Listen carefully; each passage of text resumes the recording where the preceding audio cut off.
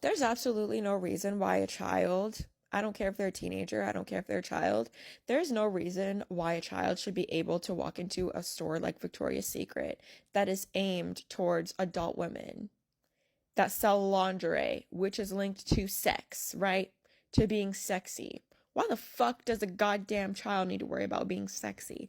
Same with Spencer's. Why is a fucking child allowed to walk into a store that sells like sex toys and shit like that? I remember walking into Spencer's and I shouldn't even been able to. And I was like 10 years old, right? Like if movie theaters have rated R movies, rated mature movies, and obviously, they see someone who's obviously a child, not of age, and the movie has violence and sex and nudity and all that shit, and they're not allowed to go in there, right? Right? Because, it's boundaries, fucking boundaries, right? And same with like if you're a fucking grown ass adult and you're gonna be doing adult things, you're gonna have an adult party or whatever, maybe you live around children, maybe someone has kids, like I don't know, and their kids try to get into the conversation or the situation, and they're like, no, like you need to fucking go somewhere, like you're a child, like this is an adult space, right?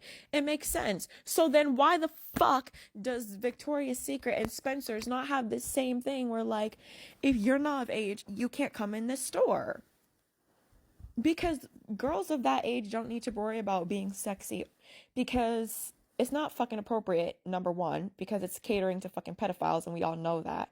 Number two, they haven't grown into their bodies yet. They don't need to worry about that shit.